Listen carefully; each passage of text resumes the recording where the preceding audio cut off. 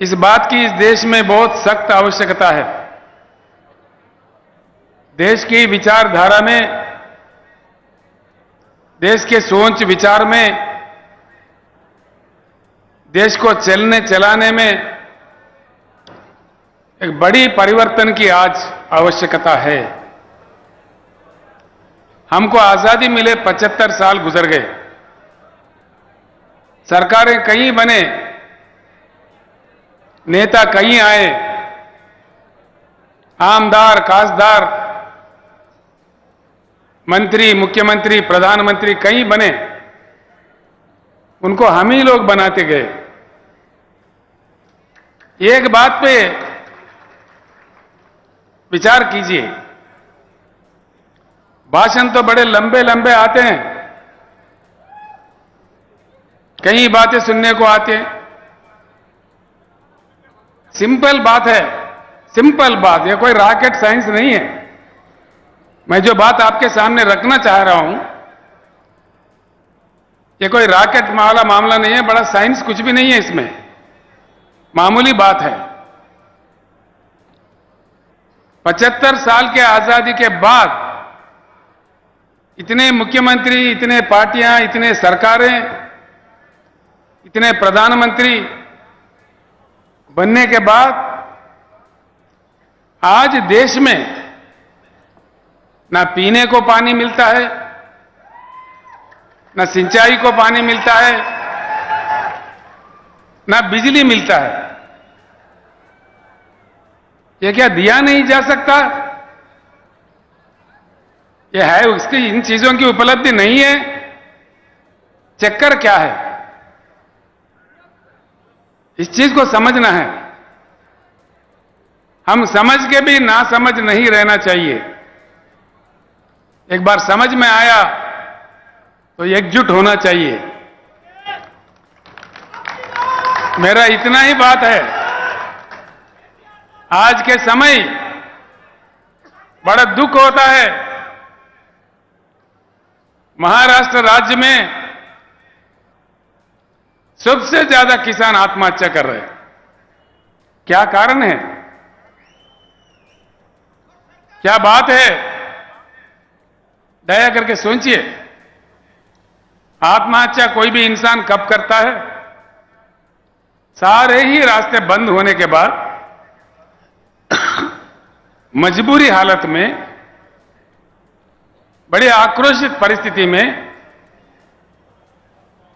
कितना उनका आत्मा घोषण करता होगा, कितना दुख होता होगा। अपने प्रियजनों को, अपने बच्चों को, अपने परिवार को छोड़ के किसी किसान आत्महत्या कर रहा है, क्यों करता है? देश को अन्नदान देने वाला अन्नदाता, दिन रात लगातार काम करके अपने खून पसीना बहा के देश को जीवन दान देने वाला अन्नदाता क्यों आत्महत्या करने पे मजबूर है इस देश में? क्या चक्कर है इसके पीछे? ये सोचने की बात है। अब इससे बुरा या और क्या हो सकता है? एक तरफ हमारे किसान मर रहे, रंग बिरंगी झंडे, भाषण देखो, माइक पड़ जाता है, घंटों भर भाषण, असेंबली में भाषण, पार्लियामेंट में भाषण, लेकिन किसानों के जो प्रेत, धान के जगह जो प्रेत उग रहे हैं किसानों के खेत में, इसमें रुकावट नहीं आ रही है। इसीलिए बीआरएस का सबसे पहला नारा, हिंदुस्तान में पहली बार किसी पार्टी ने कहा है, वो बीआरएस पार्टी है, अब की बार किसान सरकार।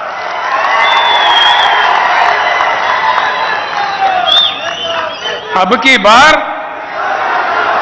मुझे सुनने नहीं दे रहा है, अब की बार